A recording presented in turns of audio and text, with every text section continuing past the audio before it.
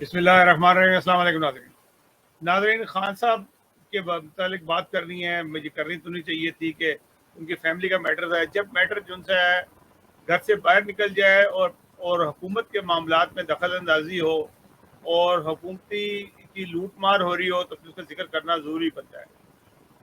خان صاحب نے جس طرح سے یہ شادی کی, سب کو معلوم تھا کہ یہ شادی کیوں ہوئی. ایک ایگریمنٹ کے مطابق شادی ہوئی.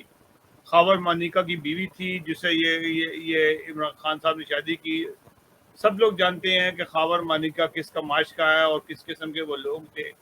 عمران خان صاحب کو پھنسایا گیا اور عمران خان صاحب پھنستے چلے گئے. اس سے پہلے بھی پھنستے رہے اور کوئی تاغیہ پھنسے گئے.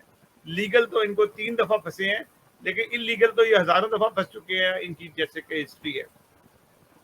خان صاحب کی 12 یہ شادی ہو گئی. ان کو یہ بتایا گیا کہ جی تم اگر بشرا بیوی سے شادی کر لو گے. بشرا بیوی نے جیسے اپنے موکلوں سے پوچھ کے بتایا تھا.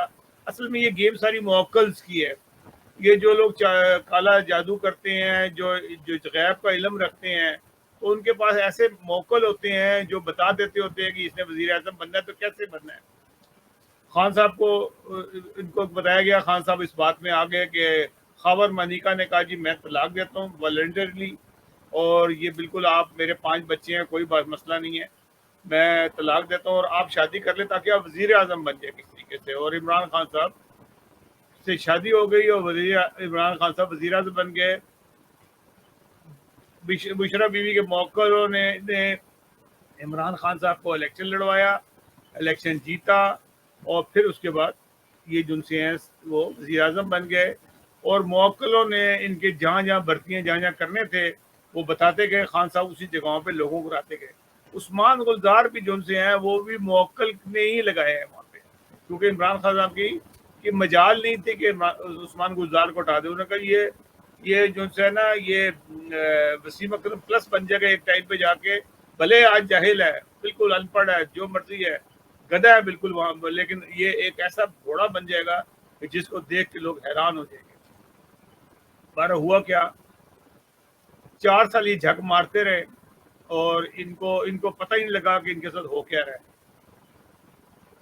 زمینوں کے میٹرز ہوں, لوگوں کی بھرتیوں کے میٹر ہوں, کوئی پوسٹنگ کے میٹرز ہوں, کچھ بھی ہو, وہ جو سے وہ تمام چیزیں جو سی تھی وہ ان کے گھر سے ہو رہی تھی اور وہیں سے ہی کام ہو رہا تھا. اور خان صاحب جو سے تھے اپنی گیم کھیلتے رہے اور کہتے رہے کہ گھبرانا نہیں ہے, گھبرانا نہیں ہے. اس گیم کے اندر ہی یہ پھنسے رہے. اس وقت جو کنڈیشن یہ ہے بنی گالا سے خبر یہ ہے کہ بشرا بی بی گھر چھوڑ کے جا چکی ہے. ان کے اندر آپ کو آپس میں سخت اختلافات ہوئے. خان صاحب کو جب ہوش آیا تو پتہ لگا کہ یہ تو ساری گیم ہی اندر الٹ تھی. میری بیگم صاحبہ نے تو وہ کام کر دکھایا جو میں خود بھی نہیں سوچ سکتا تھا کبھی.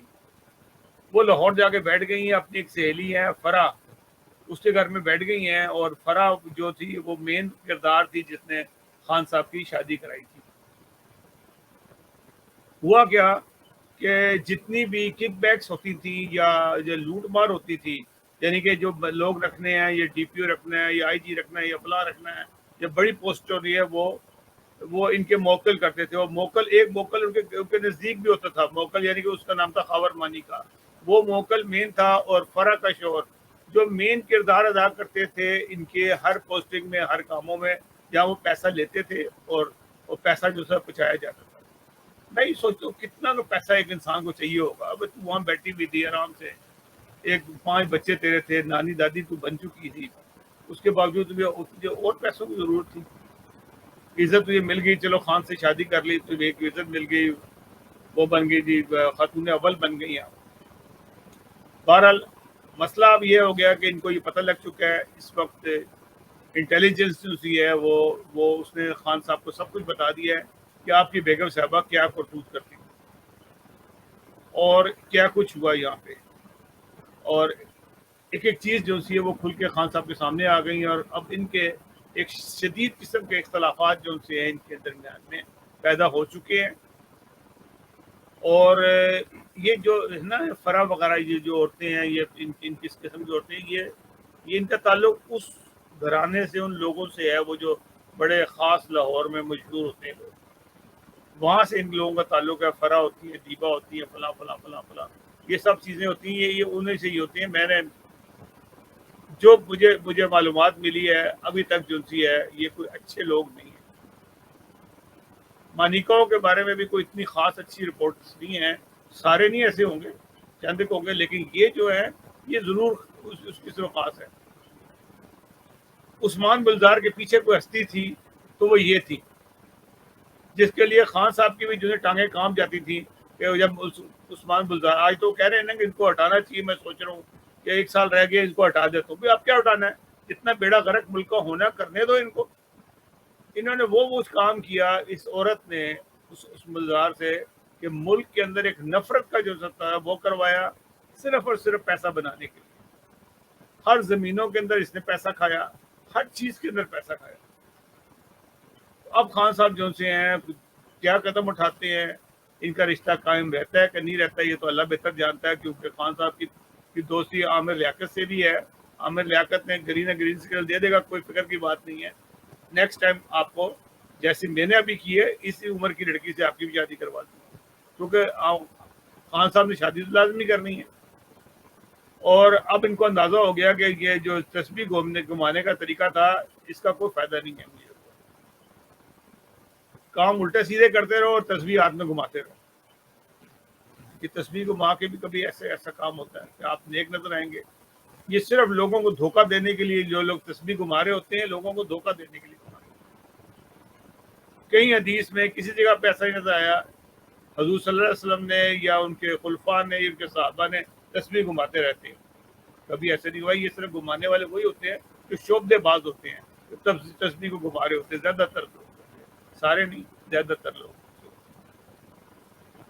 بہرحال یہ ایک نیا روپ انہوں نے نکالا تھا, ننگے پیر سعودی عرب جانا. ان کی ننگے پیر لے کے جا رہی ہیں, وہ کدھر کے ننگے پیر جانے والی بات. ہر کام جو آپ نا ایکسٹریم پہ کریں گے نا, کوئی حد سے زیادہ کریں گے, اس کے اندر کوئی نہ کوئی اولا ہوتا ہے. حد سے زیادہ وہاں کے لوگ بھی وہ کام نہیں کرتے, کوئی بھی ایسا نہیں کرتا. حضور صلی اللہ علیہ وسلم بھی یا ان کے صحابہ بھی ننگے پیر نہیں وہاں پہ رہے. آپ ننگے پیر جا رہے ہیں دکھانے کے لیے کہ ہم بڑے, ہمیں عقیدت ہے. عقیدت ایسی شو نہیں کی جاتی ہے. حقیقت جو شو, اگر آپ نے کوئی انصاف شو کرنا ہے تو اس کا پروف سامنے دینا ہوتا ہے. آپ نہ ملک میں انصاف دے سکے, نہ لوگوں کو روزگار دے سکے, صرف اور صرف جھوٹ کی سیاست آپ نے چلاتے رہے. اور جس طرف یہ عورت آپ کو موڑتی رہی آپ اس طرف مڑتے رہے, اور یو ٹرن لیتے رہے, کبھی ادھر لیتے رہے, کبھی ادھر جاتے رہے. اور آج کیا ہوا ہے, آپ کے منہ پہ ایک ایسی چپیڑ پڑی ہے کہ شاید تاریخ میں کبھی کسی سربراہ مملکت کو ایسی چپیڑ نہ پڑی, کیونکہ آپ کے ساتھ یہ ہونا ہی تھا. آپ نے ایک اچھی نیک بات خاتون جمائمہ کو بغیر کسی وجہ کے چھوڑا تھا, اس کو راضی کرتے ہیں. یہ اس کی سزا ہے. آپ کو یہ تمام چیزیں آپ کو سزا میں مل رہی ہیں. ناظرین, اگلے پروگرام تک کے لیے اجازت دیجیے گا. اللہ حافظ و ناصر. اس امید کے ساتھ اللہ تعالیٰ میرے ملک کو قائم رکھے, ان جیسے دھوکے اور فریبی لوگوں سے بچائے جو ملک کو لوٹ رہے ہیں, اور ایسے اندھے حکمران جو ان سے ہیں جن کو نظر کوئی نہیں آتا. اب بھی نظر نہ آیا تو پھر تو اس کے بعد ڈوبنا ہی ہے. یعنی کہ میں نے کہا کہ اب سب کچھ لوٹا کے ہوش میں آئے تو کیا, کچھ نہیں مل رہا ہے ان کو. ایسے ہی آئے تھے اور ایسے چلے جانا ہے. انہوں نے وہ وقت ضائع کیا. خدا تعالیٰ نے تمہیں ایک حکمرانی دی, تم نے اس کا فائدہ نہیں اٹھایا. اگلے پروگرام تک اجازت دیجیے گا. اللہ حافظ. ہمارا پروگرام پسند آئے ہمارے چینل کو سبسکرائب ضرور کیجیے گا. اللہ حافظ.